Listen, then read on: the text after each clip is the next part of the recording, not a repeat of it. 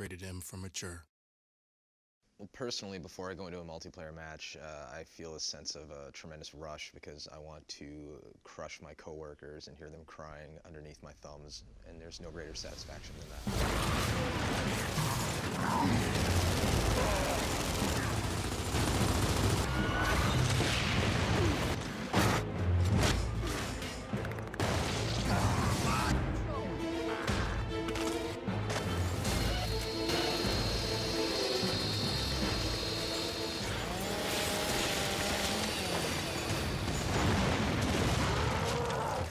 To go take Gears 1 multiplayer as a base and then improve on it, we had to look at a number of different things, and one of them was just sort of things like basic mobility.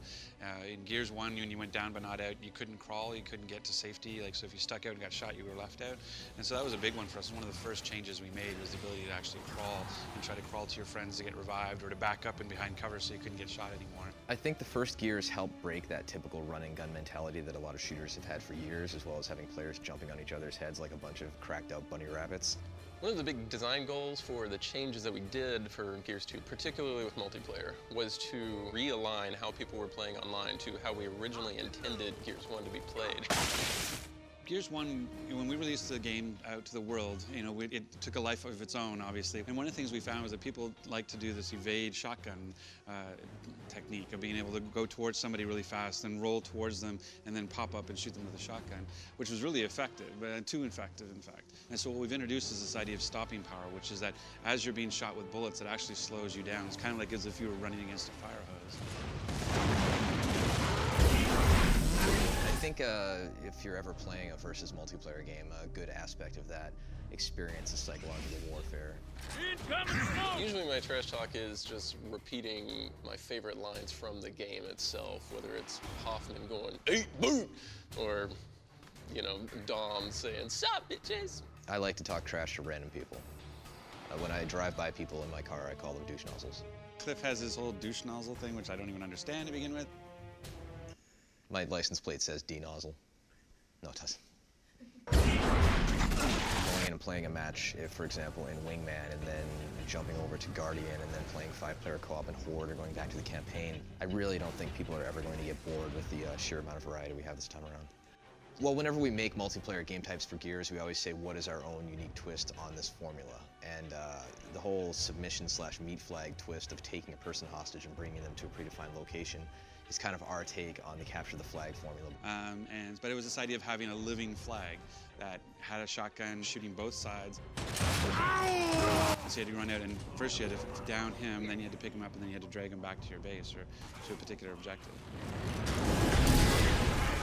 Horde is a 5-player cooperative mode for Gears in which players deal with wave after wave of increasingly difficult Locust. It starts off kind of simple with some basic Locust, and before you know it, you see the biggest, nastiest bastards coming in bearing down on you. And it's a lot of fun to team up and try and get the highest score possible, put that on a leaderboard in Xbox Live and just play co-op with your buddies till the wee hours. Horde, in theory, has an ending. I'm not seeing it.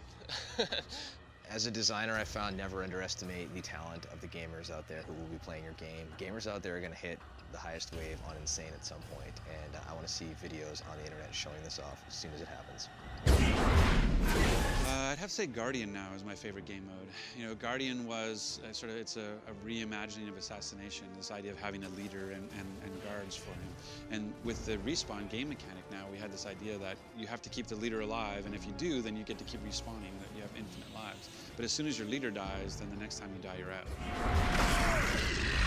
One of the new multiplayer maps that I'm a huge fan of is River. With River, there's a lot of really specific combat that's thought out and tactical ahead of time. It's not a lot of just random shooting. One of my favorite maps is this map called Avalanche, which is appropriately named because it's a little quaint mountain hamlet, and completely randomly and periodically an avalanche will come through.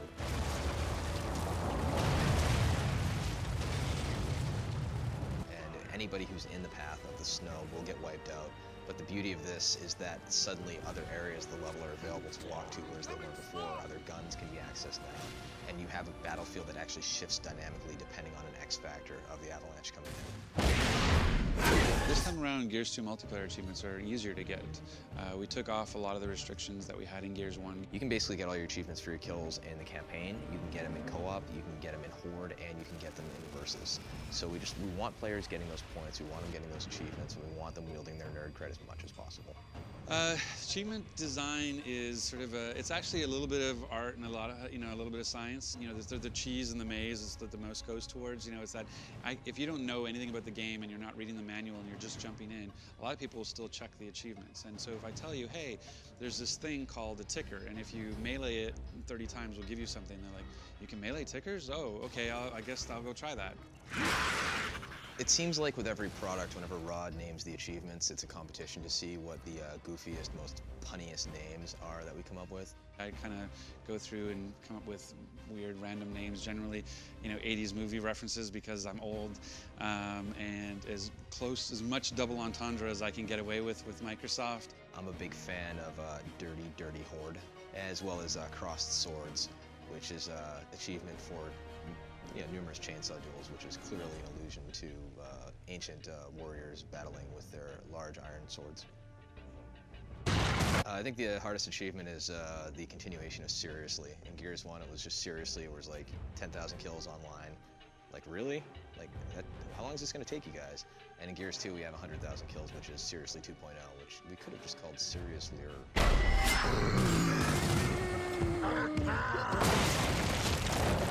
I can smell him from here. Oh, yeah.